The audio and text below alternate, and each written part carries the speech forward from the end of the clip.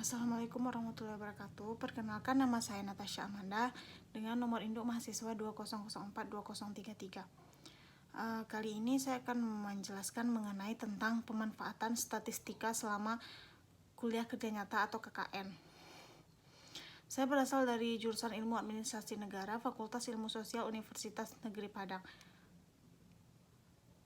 Tujuan pembuatan video ini adalah untuk ujian tengah semester susulan mata kuliah Statistika Sosial dengan dosen pengampu Bapak I.E. Permana STMT. Yang pertama, latar belakang. Di era teknologi yang canggih seperti saat ini, informasi menjadi salah satu sumber daya yang paling penting untuk memahami dunia. Tak jarang, informasi yang kita peroleh berasal dari perhitungan matematis dalam bentuk statistika. Menariknya, apabila digunakan secara benar, statistika mampu mengantarkan pada kita mengenai apa yang terjadi di masa lampau dan sangat berguna untuk memprediksi kondisi yang akan terjadi di masa mendatang. Oleh karenanya, kesadaran akan pentingnya statistika dalam kehidupan sehari-hari harus ditumbuhkan agar tidak ketinggalan zaman. Mata kuliah statistika bagi mahasiswa sangat diperlukan, terutama ketika seorang mahasiswa harus mengumpulkan, mengolah, menganalisis, dan menginterpretasikan data untuk pembuatan skripsi maupun laporan. Dalam hal ini, pengetahuan statistik dipakai dalam menyusun metode penelitian. Di negara maju seperti Amerika, Eropa, dan Jepang, ilmu statistika berkembang dengan pesat sejalan dengan berkembangnya ilmu ekonomi dan teknik. Bahkan kemajuan suatu negara sangat ditentukan oleh sejauh mana negara itu menerapkan ilmu statistika dalam memecahkan masalah-masalah pembangunan dan perencanaan pemerintahannya. Selanjutnya, rumusan masalah.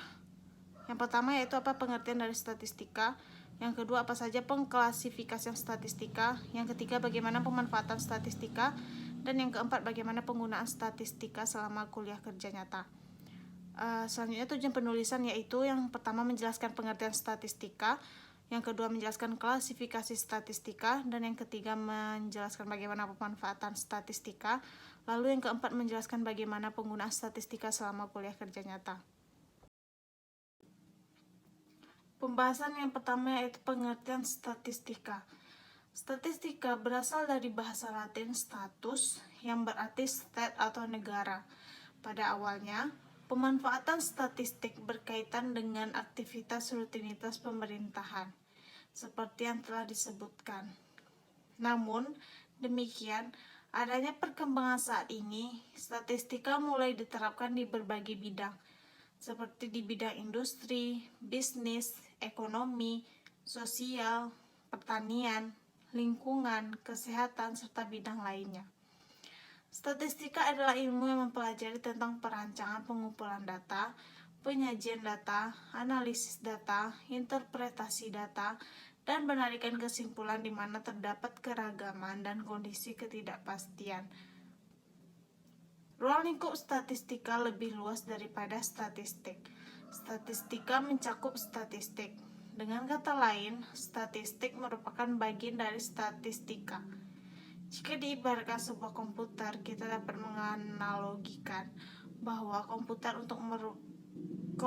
utuh merupakan statistika, sedangkan alat-alat penyusun dari komputer seperti LCD, mouse, keyboard, dan lain-lain merupakan statistik. Statistika dapat diklasifikasikan menjadi dua, yaitu statistika deskriptif dan statistika inferensial. Statistika deskriptif adalah metode-metode yang berkaitan dengan pengumpulan dan penyajian data sehingga memberikan informasi yang berguna. Misalkan, dalam suatu hasil survei mengenai pengeluaran keluarga per bulan di Kabupaten X, data yang diperoleh tentunya cukup besar sehingga perlu disajikan dalam bentuk yang lebih ringkas dan informatif.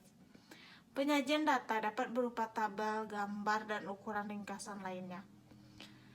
Statistika inferensial merupakan metode yang menggunakan sampel untuk menarik kesimpulan, memprediksi, atau meramalkan suatu populasi berdasarkan sampel. Sebagai contoh, misalkan sebuah perusahaan televisi ingin mengetahui kualitas dari produk yang akan dipasarkan.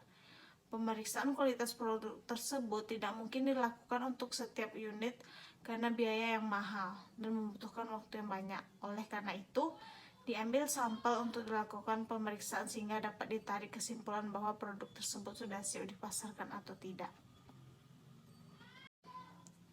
Selanjutnya, pemanfaatan statistika. Statistika merupakan alat analisis. Namanya alat, pasti keberadaannya memiliki kegunaan tertentu. Manfaat pertama yaitu manfaat statistika secara umum, yaitu menyajikan data secara ringkas, membuat catatan data yang bersifat matematis dan sistematis, menyajikan perbandingan suatu data, memberikan data masa lampau, membuat perkiraan-perkiraan secara generalisasi, menunjukkan tren maupun tendensi perkembangan suatu masalah, dan yang terakhir membuat penarikan kesimpulan secara ilmiah.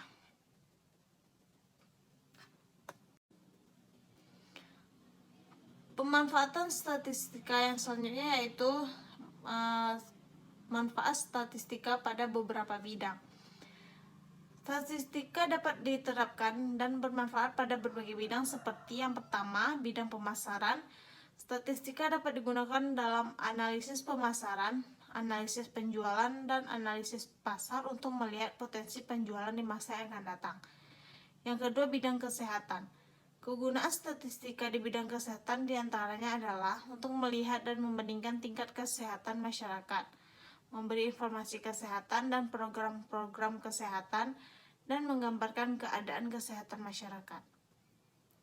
Yang ketiga yaitu bidang manajemen. Manajer menggunakan metode statistika untuk melihat grafik naik turunnya perkembangan suatu perusahaan yang dijadikan pedoman dalam menentukan langkah selanjutnya. Dan yang terakhir yaitu bidang produksi.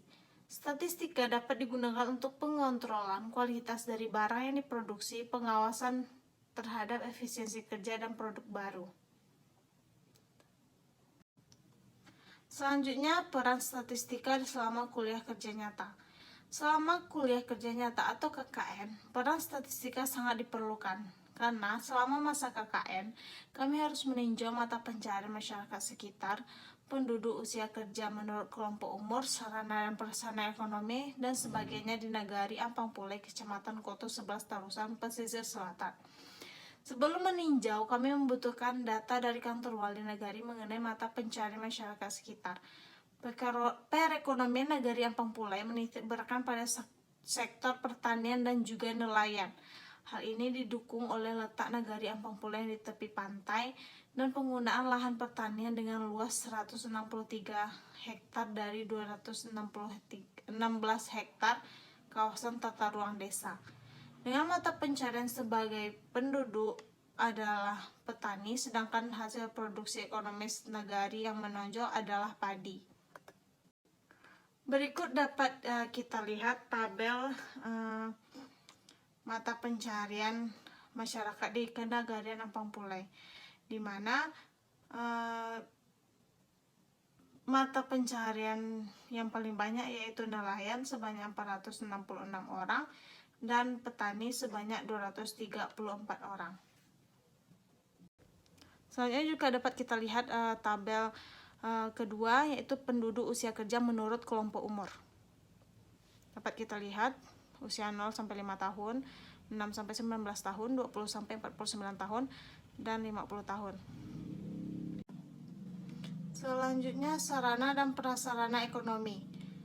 Dapat kita lihat pada tabel sarana dan prasarana umum yang menunjang perekonomian di Nagari Ampang-Pulai meliputi perkantoran, perdagangan, dan kesehatan. Sarana prasarana di bidang perkantoran di Nagari Ampang-Pulai terdapat kantor wali Nagari, kantor kerapatan adat Nagari. Di bidang perdagangan terdapat PMD, Bumnak, dan pembekalan serta ruko dan toko dengan berbagai macam usaha. Sedangkan di bidang kesehatan terdapat MCK di tiap kampung dengan kondisi yang belum layak dan masih butuh pembangunan permanen. Selanjutnya ada tabel sarana dan prasarana kesehatan di Nagari Ampang-Pulai dalam rangka peningkatan pelayanan dasar di Nagari tersebut, seperti terdapat jumlah penduduk buta aksara, jumlah penduduk cacat fisik, jumlah usia pria subur, jumlah usia wanita subur, jumlah Jamkesmas, Askes, BPJS, dan juga umum. Sekian yang dapat saya sampaikan. Mohon maaf atas segala kekurangan. Wassalamualaikum warahmatullahi wabarakatuh.